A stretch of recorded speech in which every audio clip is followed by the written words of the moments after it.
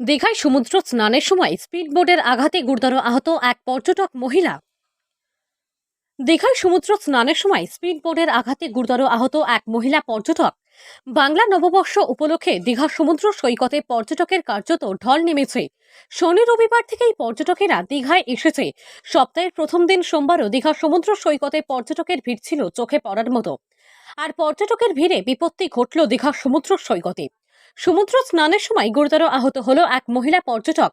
পরিবারের সঙ্গে ওই পর্যটক দীঘা বেড়াতে এসেছে, আর বেড়াতে এসেই বিপত্তি। সৈকত নগরী দীঘায় বেড়াতে এসে স্পিড বোটের আঘাতে গুরুতর আহত হলেন এক পর্যটক মহিলা।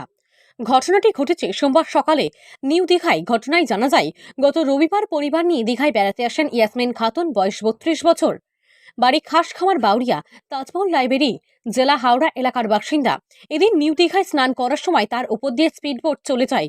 গুরুতর আহত অবস্থায় নুলিয়ারা তাকে উদ্ধার করে দীঘা স্টেট জেনারেল হাসপাতালে ভর্তি করেছে। বর্তমানে সেখানে তিনি চিকিৎসাধীন অবস্থায় রয়েছেন।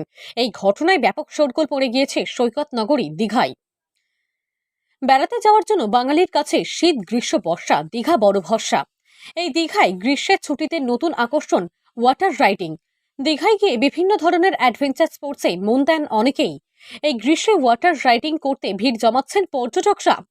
বর্তমান সময় দীঘায় ওয়াটার রাইড বাঙালি পর্যটকদের কাছে এক অভিনব adventure. Speedboat, parachute, paddle boating সহ আরও বেশ কিছু রাইড রয়েছে। এর মধ্যে স্পিডবোট বেশ জনপ্রিয়। আর সেই ওয়াটার রাইড করতে গিয়ে হলো বিপত্তি। স্পিডবোটের ধাক্কায় গুরুতর আহত এক মহিলা। অপ্রত্যাশিতভাবে এদিনের ঘটনায় চাঞ্চল্য ছড়ায় সৈকত এলাকায়। প্রতিদিন শয়ে শয়ে পর্যটকরা এই ধরনের ওয়াটার রাইডে আনন্দ করেন। প্রতিটি পর্যটন কেন্দ্রেই ওয়াটার রাইড থাকলে প্রশাসনের তরফে বিশেষ নজরদারি চালানো হয়।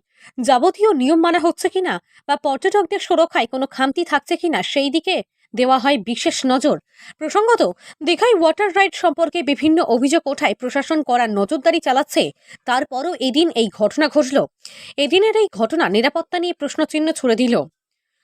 পূর্ব মেদিনীপুর জেলার দীঘা থেকে সৈকত শ্রীর রিপোর্ট, লোকাল 18 বাংলা।